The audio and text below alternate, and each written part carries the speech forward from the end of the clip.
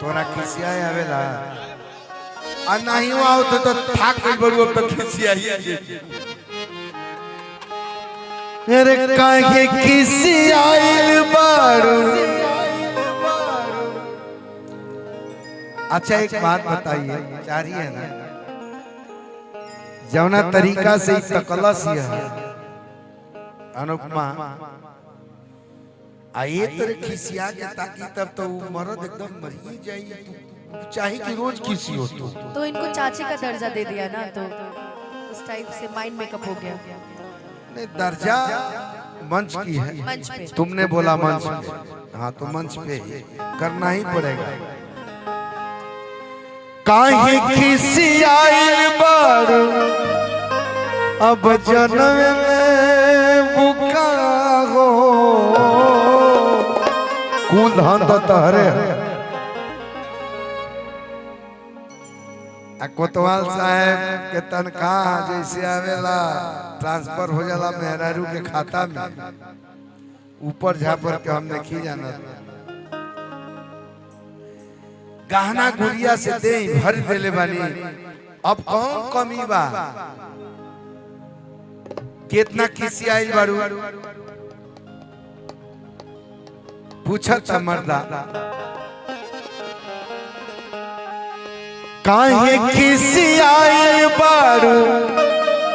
अब ये रह गई बा के जान ले बुका हो बोला हमर सुगने अब परान ले बुका।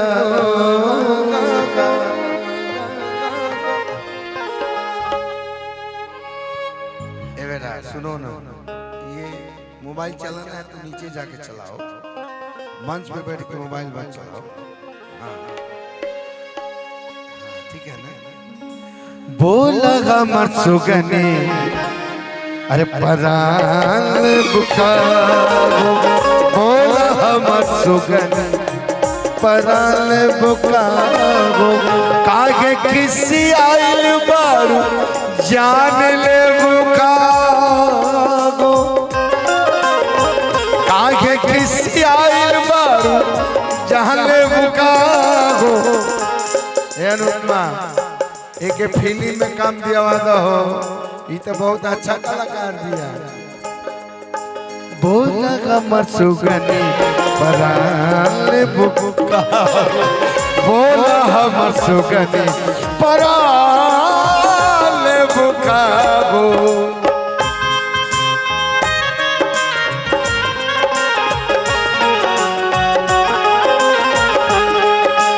जन्म जन्म का साथ है तुम्हारा हमारा हमारा तुम्हारा।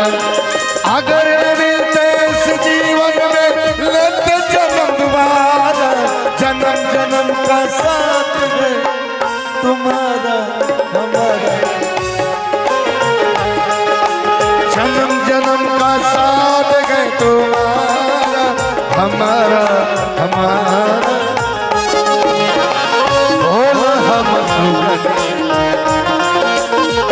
बोला बोला बोला बोला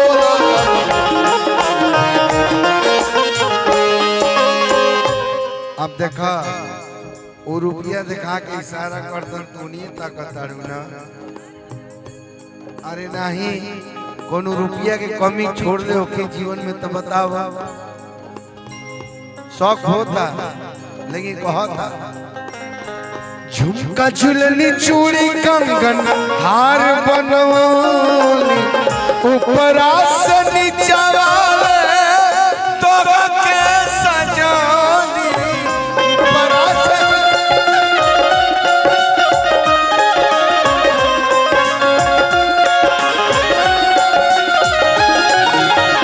झुमका झुलनी चूड़ी कंगन हार बनवली ऊपरा से नीचा वाले तो के सजोली। अरे सोनरा के सगरो दुकनिए ले बुका हो सोनरा के सगरो दुकान बुका हो बोला हमर सुगनी परान बोला बोला हमर सुगनी परान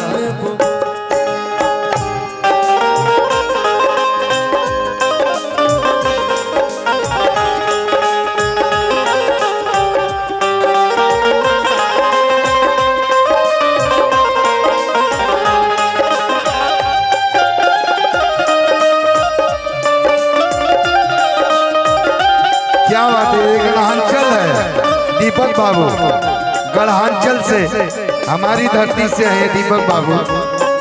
हजारों हजार रुपए का पुरस्कार, स्वागत है, अभिनंदन।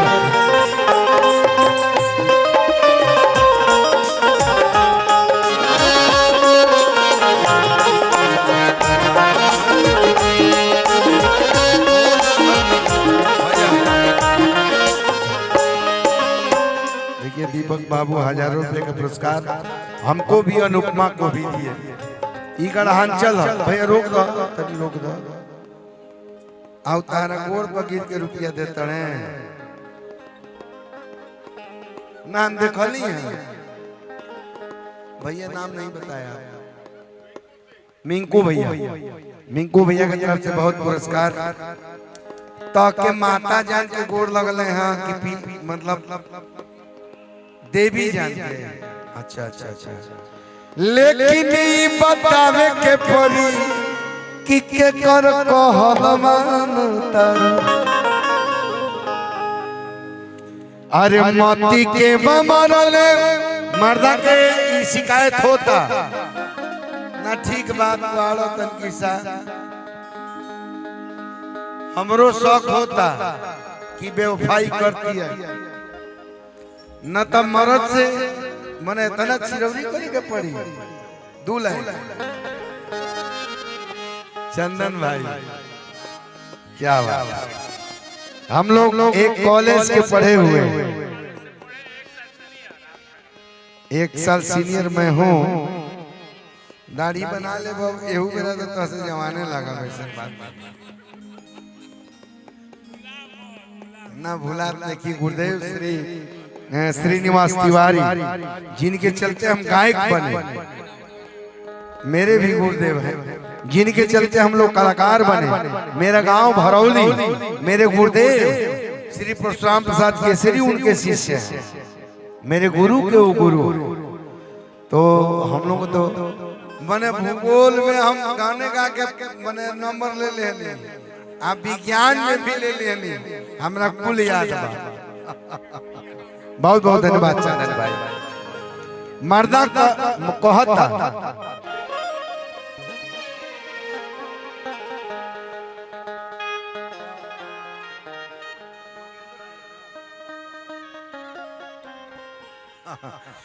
जी कोतवाल साहब, इतने अच्छे, मतलब कितना खूबसूरत लग रहे हैं आप।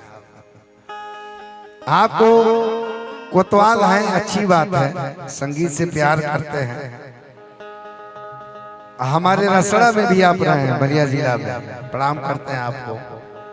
संगीत से प्यार करते हैं, लेकिन आपको देख के तो कोई प्यार करने लगेगा, इतना खूबसूरत है आप। अनुपमा देखिए कोतवाल साहब को हमारे, ये महाराज आपको हीरो होना चाहिए, सही बता रहा है।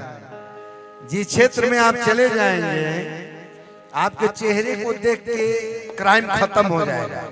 इतने भोले, इतने सीधे, इतने प्यारे आप हैं, आपका चेहरा है। अंदर से क्या मैं नहीं जानता, लेकिन जहां आप जाकर अपील कर दें, जो कह दें वो हो जाएगा उस क्षेत्र में। लेकिन मैं रुआ के तो बता ही के परी, अरे बतावे के परी कि के कर कहल मानता। मती के मरले चित बदल किया के, अकेले बाटे बस में कवन जाड़ी सुनाई के। अरे बतावे के परी समझाऊं के परी, हेलो कि के कर कहल मान तारू आके से बारू सटी आइल हमके आन जान ई बात आवे के परी के कर कहल मान तारू कैसे बारू सटी हमके आन जान तारू मती के बमरल चित बदल किया के कैले बाटे बस में कवन जड़ी सुनाई के 2 मिनट ई बात आवे के परी आसम चाहू के परी के कर कहल मान ये सब बड़ी सतिया हमके ई बात आवे के परी के कर कहल मान हमसे बड़ी सतिया हमके याद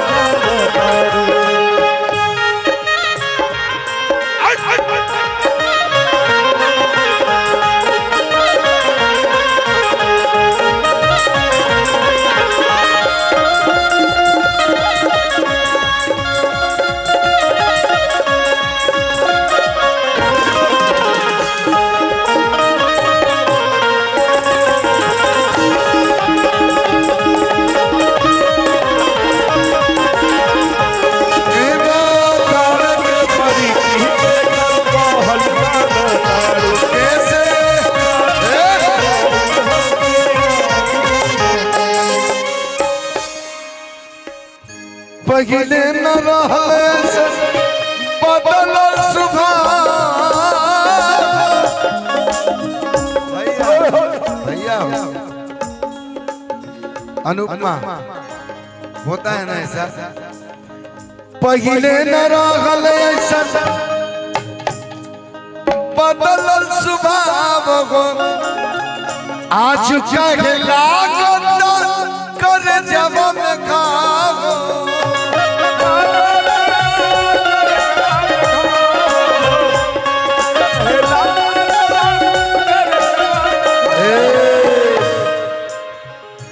कांगे कंची काटा तारू मोह भी झुकाए के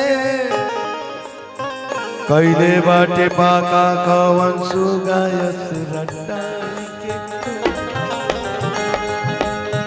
कांगे कंची काटा तारू मोह भी झुकाए के कैले बाटे बाका कवन सुगायस रटाए के ई बात आवे के परी आसम जाहू के परी के कर कहल मान कैसे बारू सती आइल हमके आन जान तारू ई बात आवे के परी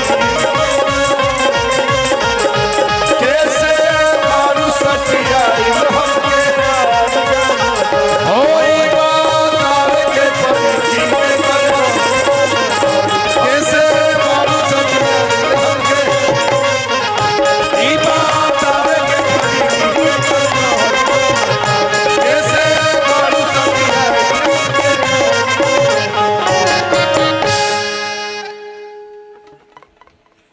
नहीं मैं चाहता हूं ना कि एक आदेश है अनुपमा कार्यक्रम तो बहुत ज्यादा चल गया ना अभी तो कलाकार बैठे इंतजार कर रहे हैं उनका परफॉर्मेंस बाकी है मैंने ठीक बोलनी है ना अंग्रेजी बोले ना मैंने उन्हीं के प्रस्तुति बाकी बा तो एक गीत अनुपमा गाएगी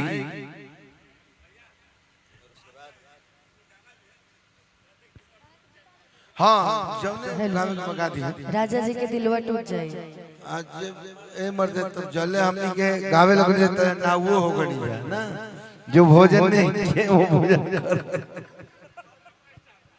ना वाला काम भी शुरू एक गीत गा दो बाबू